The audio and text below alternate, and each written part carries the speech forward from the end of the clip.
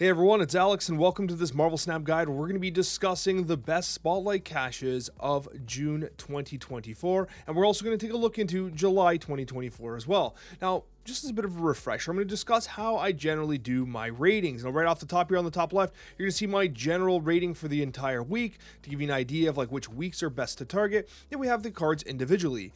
We give a little bit of extra weighting to Series 5 cards because the rating is essentially, is it worth your Spotlight key? It's notable that Series 4 cards are half the price from a token's perspective as opposed to a Series 5 card. So the Series 4 cards, in my opinion, garner less of a value for your Spotlight key versus that of a Series 5, despite the fact that, they might be similarly powered cards. So far as in this example here, we do have a MODOK at 48% and a Grandmaster at 47%, similar win rates, similar popularities. However, because Grandmaster is a Series 5 card, I'm giving it one additional star versus the MODOK, because MODOK honestly has been in the Spotlight caches so many damn times at this point as well. It's honestly just, this is a dead slot. Like, this is not a good draw. It's a very, it's filler. It's straight up filler. Call it what it is. At least Grandmaster Series 5 and relatively new. That's actually another key point before we dive into the weeks. This month is terrible. Like, I actually think the Spotlight caches are the worst they've ever been this month. They're filled with filler to the point that I think it's a damn shame. And I'm actually really disappointed in it. I don't think the variants are particularly strong, but of course it's as subjective as you get. But more objectively, the actual quality of the cards seems significantly lower. However, next month, if data mines remain consistent, seems impeccably strong compared to June. So stick out for the whole video because we got a lot to discuss. Let's get started with week number 1, which is Thena. Now, Thena, I think this card has the potential to surprise. I'm giving it a 3-star rating because I think the condition is going to be surprisingly difficult to meet here. +3 power if you play exactly 2 cards. I think it's going to be shoehorned specifically into like Kitty Pryde based decks, and it'll probably be a good performer there, but outside of that, it won't have the range that some other cards do. And as mentioned prior, Grandmaster and MODOK just don't generate enough value. They're pretty low right now. MODOK has kind of been pushed to the wayside in favor of Corvus Glaive, which tends to have that ramp effect, and it just modern discard decks prefer Corvus over MODOK from a win rate perspective, especially considering now that Blink is in the game, and Blink is a tremendous synergistic card with something like Corvus Glaive. So MODOK has kind of been falling out of favor, unfortunately, and Grandmaster has never quite figured out its stride, so to speak. Going into June 11th here, we have Sersi, Miek, and Phoenix Force. Another weak week. It's unfortunate because I think that Sersi is like one of my more tentative cards. I think that Makkari is probably worse, but Sersi does have some key synergy in the sense that like it hard counters Annihilus based decks and junk based decks, because like Hobgoblins, Green Goblins, and stuff like that or even the Hood for that matter, get completely flipped over, right? So that is one of the benefits of Sersi, but is that worth 3 stars? So I tentatively think it's like a 2-3-star card and probably not really worth it.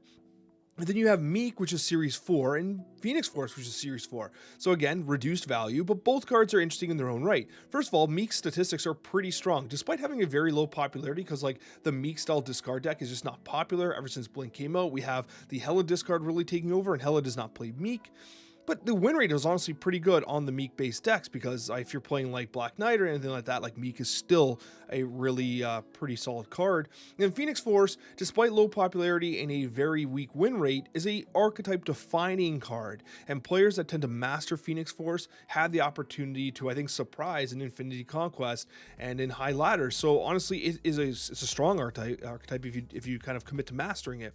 But for most people, it's a little weaker, and this week comes in at a 2-star. Once again, Sersi, a lot of question marks with regards to whether or not that randomness is ever going to be truly worth it.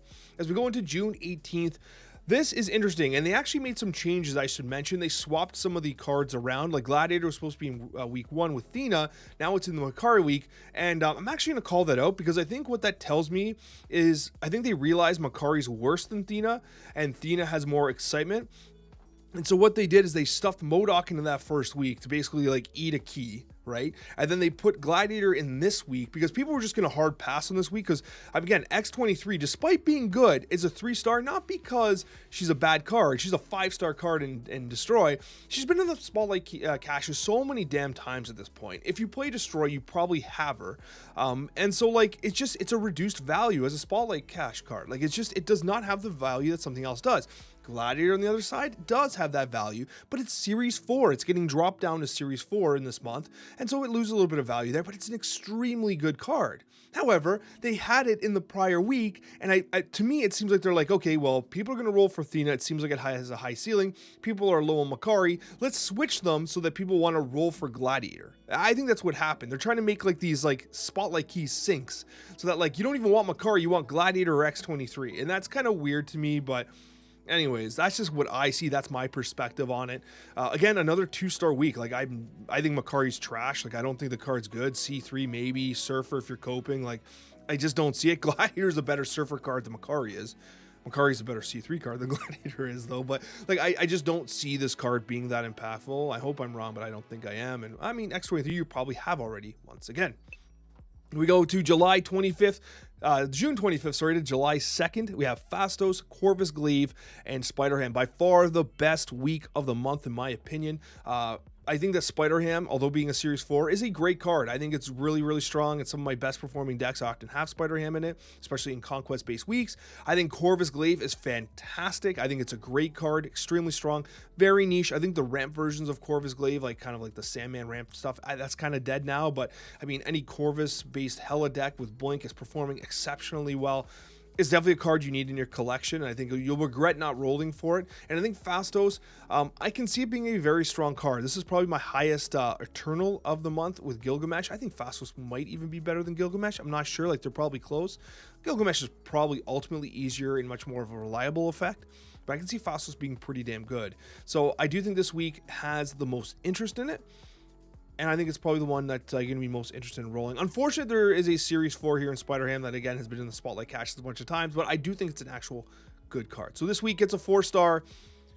And doesn't really get much better, despite the fact that Arishem's coming out. And this is, again, it's an exemplar of, like, why I think they're manipulating the Spotlight caches a bit.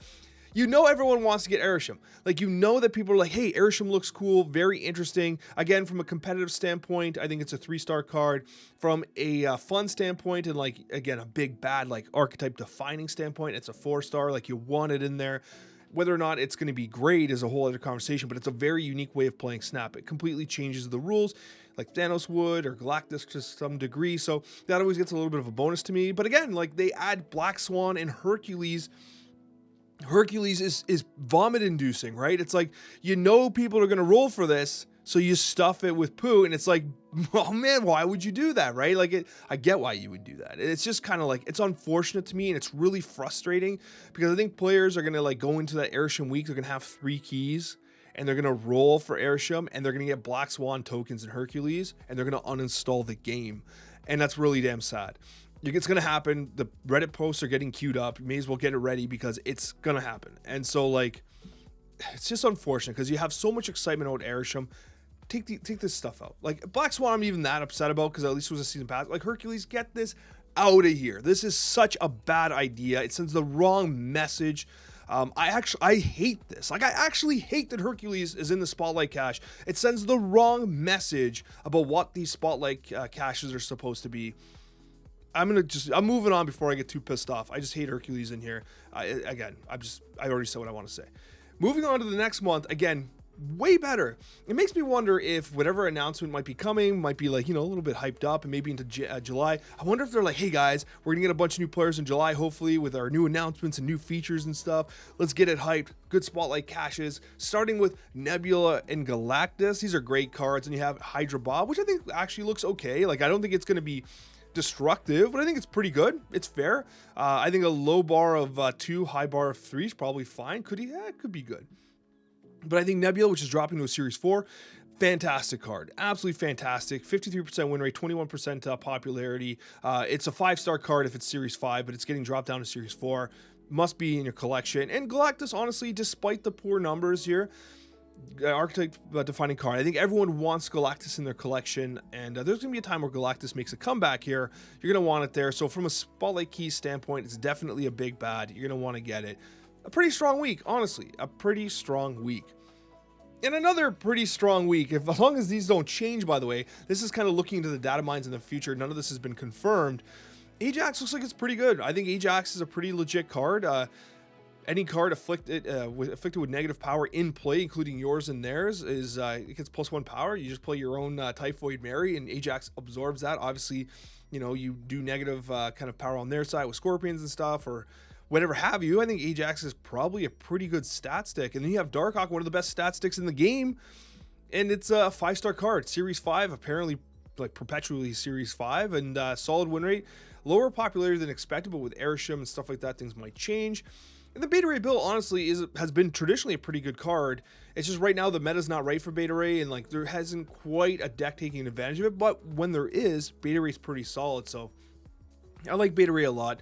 It's worth having in your collection. Darkhawk's an absolute must-have, and actually, I mean, low-key, I think it's actually a pretty fire variant as well. But that's another thing, actually. The variants have been pretty bad, too. Like, that last month, there was very little. I mean, obviously, it's subjective, but, like, I don't know, man. Very suspect quality going there, but I digress. Going into July 23rd to 30th, once again, another 4-star week. Again, another strong week. Copycat, I think, is pretty cool. I don't see a lot of downside with this card. Premium stats, a little bit of scouting as well. Could possibly betray you, but honestly, I can see a floor of 3 and a ceiling of 4 on this card. Like, I think it's pretty good. Well, I just like it. Copycat seems good to me. We'll see how the meta changes up when Copycat's coming out. But Thanos, once again, I think it's fantastic. Very similar to Galactus. Archetype defining card, big bad. It's just kind of in the gutter right now with the changes that they've made. But like they have to eventually do a complete rework of Thanos where they revisit what this card actually is, how it's supposed to play. And when that happens, I think the card will be relevant. I think it should always be a like tier 1.5 deck. Like Thanos should always be a legitimate deck in Marvel Snap, just not a game-shattering deck like it's been in the past. Either way, 4 stars. It's a big bad Series 5, completely different way to play Marvel Snap. You need to have it in your collection if you don't. And Cull Obsidian is just a damn good card. It's just a damn good card. This is one of the few times it's been available in the Spotlight caches, and it's just good. And I think that the numbers should be higher. It's just that it's been negatively impacted by the Thanos nerf, obviously. But Cull Obsidian is still finding itself into like Nomura decks and stuff like that. So very legit. And so honestly, a very good card. Probably one of the more underrated cards in Marvel Snap, Cull Obsidian. Going to July 30th to August 6th, we have Cassandra Nova. Wow, August 6th. This is like months away. Cassandra Nova, we have Proxima Midnight, and Hope Summers. Now, this is a very strong week. Again, all these weeks have been very strong. Cassandra Nova seems legit. Draining 1 power from each of the cards in your opponent's deck. Once again, Ajax value as well. You know, a little bit of separate weeks there. But honestly, the card seems fine. 3-1. I could see it maybe being a little higher, but it's okay. It's probably... 3-1's probably weak. I can see it being like a 3-2 or 3-3 eventually, but anyways, that's me. But also, ultimately, I think the power is legit. Proxima, legit card, very strong in discard, whether it's targeted, whether it's Black Knight, whether it's MODOK, whatever it is. Proxima has proven itself to be a legitimate card, and Hope Summer is one of the best cards in the game. Straight up. 52% win rate, 15% popularity, season pass card. This card was remarkably strong, goes in so many different archetypes, activates so many different archetypes, so many synergies. It is one of the best cards in the game. You definitely want to have it. So even if you don't care for Cassandra Nova, you don't care, you don't about Proxima Midnight, if you don't have Hope Summers, you're going 4 keys here. You have to have Hope Summers in your collection if you didn't get it for the season pass. It's just the way it works. So once again, July, pretty damn strong, especially considering how, in my opinion, the Eternal season seems a little weak. Thank you so much for watching, guys. If you'd like to support my content, the like button is the best thing you can do. And if you are not subscribed, consider hitting that subscribe button. I would appreciate it sincerely. Thank you so much, and we'll see you in that next Marvel Snap video.